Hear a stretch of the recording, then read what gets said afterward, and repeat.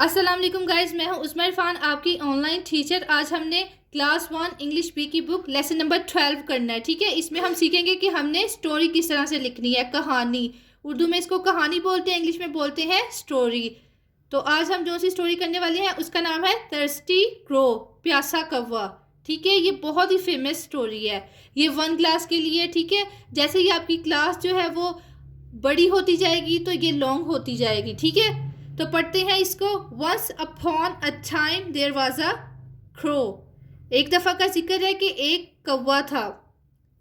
He was very thirsty, वो बहुत प्यासा था। He flew here and there in search of water, वो पानी की तलाश में इधर उधर उड़ा। ठीक है, he went to a garden, वो एक बाग में पहुंचा। He saw a jug of water there, उसने वहां पर एक पानी का जग देखा। But the water was low in the jug, लेकिन जो जग है उसमें पानी कम था। He could not drink water, वो पानी नहीं पी सकता था। ही वॉज वेरी क्लेवर, वो बहुत चालाक था। He threw some pieces of stone in the jug, उसने क्या किया, वो चालाक था।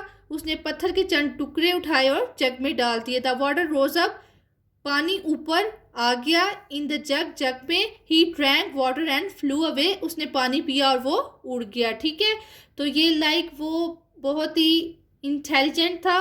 उसने दिमाग लड़ाया और पानी पी लिया किसी तरह से। ठीक है, तो वो ज़हीन था। वो ये बताना चाह रहे हैं कि आपको अगर कोई प्रॉब्लम आ जाए तो आपने उसको सॉर्ट आउट करना है, परेशान नहीं होना। ठीक है, इस कहानी का मकसद यही है कि अगर आपको कोई प्रॉब्लम आ गई है ना तो आपने उसका सलूशन ढूंढना है। ठीक है, मोरल देखे जाए, God helps those who help themselves, अल्लाह ताला उनकी मदद करते हैं जो अपनी मदद आप करते हैं। ठीक है, मोरल होता है इखलाकी सबक, कि इससे आपको स्टोरी का मकसद ही यही होता है कि आप कुछ सीख लें। ठीक है, कि इस स्टोरी को पढ़ने के बाद आपको क्या सबक मिला, तो आपको ये सबक मिला कि अल्लाह ताला भी उनकी मदद करते हैं जो अपनी मदद खुद करते हैं। ठीक है, तो आपने कोई भी प्रॉब्लम आ गई है तो आपने उसको सॉर्ट आउट करना है। ठीक है, तो आई होप आप लोग को पता चल गया होगा कि अगर आपने 1 क्लास के लिए थर्स्टी क्रो, प्यासा कौवा लिखनी है तो आप किस तरह से लिखेंगे। अच्छा, अगर आप यही स्टोरी उर्दू में लिखना चाहते हैं तो आप इस तरह लिखेंगे, प्यासा कौवा।